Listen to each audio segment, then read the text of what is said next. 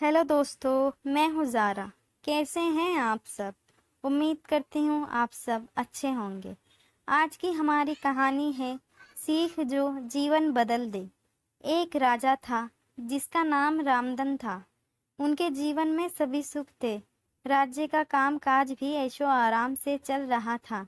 राजा के नैतिक गुणों के कारण प्रजा भी बहुत प्रसन्न थी और जिस राज्य में प्रजा खुश रहती है वहाँ की आर्थिक व्यवस्था भी दुरुस्त होती है। इस प्रकार हर क्षेत्र में राज्य का प्रभाव अच्छा था। इतने सुखों के बाद भी राजा दुखी था क्योंकि उसकी कोई संतान नहीं थी। ये गम राजा को अंदर ही अंदर सताता रहता था। प्रजा को भी इस बात का बहुत दुख था। वर्षों के बाद राजा की ये मुराद पूरी हुई और उसे एक पुत्र की प्राप्ति हुई। पूरे नगर में कई दिनों तक जश्न मना। नागरिकों को राजमहल में दावत दी गई। राजा की इस खुशी में प्रजा भी झूम रही थी। समय बीतता जा रहा था। राजकुमार का नाम नंदन सिंह रखा गया। पूजा पाठ एवं इंतजार के बाद राजा को संतान प्राप्त हुई थी, इसलिए उसे बड़े लाड प्यार से रखा जाता था।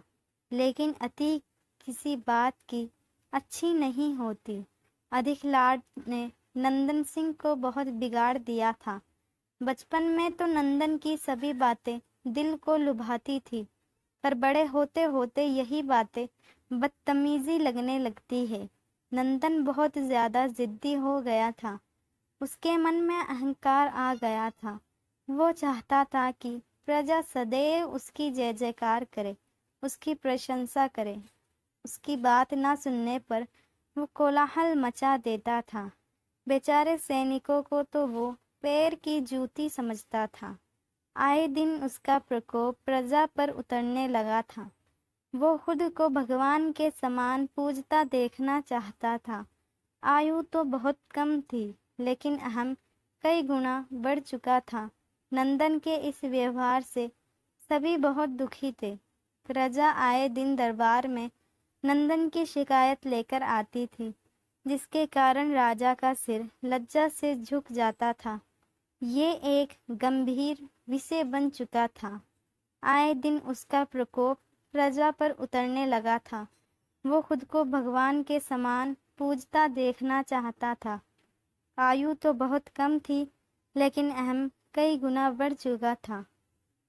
एक दिन मंत्री ने कहा, इन्हें गुरु राधा गुप्त के आश्रम भेज दीजिए। सुना है वहां से जानवर भी इंसान बनकर निकलता है। यह बात राजा को पसंद आई और उसने नंदन को गुरुजी के आश्रम भेजा। अगले दिन राजा अपने पुत्र के साथ गुरुजी के आश्रम पहुँचे। राजा ने राधा गुप्त के साथ अकेले में बात की और नंदन के विषय में सारी बातें कही। गुरुजी ने राजा को आश्वस्त किया कि वे जब अपने पुत्र से मिलेंगे तब उन्हें गर्व महसूस होगा। गुरुजी के ऐसे शब्द सुनकर राजा को शांति महसूस हुई और वे सहर्ष अपने पुत्र को आश्रम में छोड़कर राजमहल लौट गए। अगले दिन सुबह गुरु के खास चेले द्वारा नंदन को भिक्षा मांगकर खाने को कहा गया, जिसे सुनकर नंदन ने साफ इनकार कर दिया। चेले ने उसे कह दिया कि अगर पेट भरना है तो भिक्षा मांगनी होगी और भिक्षा का समय शाम तक ही है, अन्यथा भूखा रहना पड़ेगा।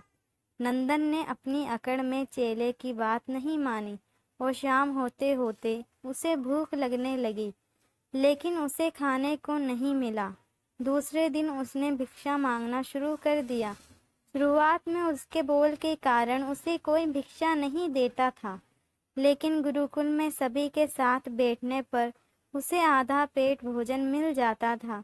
धीरे धीरे उसे मीठे बोल का महत्व समझ आने लगा और करीब 1 महीने बाद नंदन को भरपेट भोजन मिला, जिसके बाद उसके व्यवहार में बहुत से परिवर्तन आए। इसी तरह गुरुकुल के सभी नियमों ने राजकुमार में बहुत से परिवर्तन किए, जिसे राधा गुप्त जी भी समझ रहे थे। एक दिन राधा गुप्त जी ने नंदन को अपने साथ सुबह सवेरे सैर पर चलने कहा। दोनों सैर पर निकल गए। रास्ते पर बहुत बातें की। गुरुजी ने नंदन से कहा कि तुम बहुत बुद्धिमान हो और तुम में बहुत अधिक ऊर्जा है, जिसका तुम्हें सही दिशा में उपयोग करना आना चाहिए। दोनों चलते चलते एक सुंदर बाग में पहुंच गए, जहां बहुत सुंदर सुंदर फूल थे, जिनसे बाग महक रहा था। गुरुजी ने नंदन को बाग से पूजा के लिए गुलाब के फूल तोड़ने कहा। नंदन झट से सुंदर सुंदर गुलाब तोड़ लाया और अपने गुरु के सामने रख दिए। अब गुरुजी ने उसे नीम के पत्ते तोड़कर लाने कहा। नंदन वो भी ले आया। अब गुरुजी ने उसे एक गुलाब सूंघने दिया और कहा, बताओ कैसा लगता है। नंदन ने गुलाब सूंघा और गुलाब की बहुत तारीफ की। फिर गुरुजी उसे नीम के पत्ते चखकर उसके बारे में कहने को कहा। जैसे ही नंदन ने नीम के पत्ते खाए, उसका मुंह कड़वा हो गया और उसने उसकी बहुत निंदा की और जतर कतर पीने का पानी ढूंढने लगा। नंदन की यह दिशा देख गुरुजी मुस्कुरा रहे थे। पानी पीने के बाद नंदन को राहत मिली। फिर उसने गुरुजी से हंसने का कारण पूछा।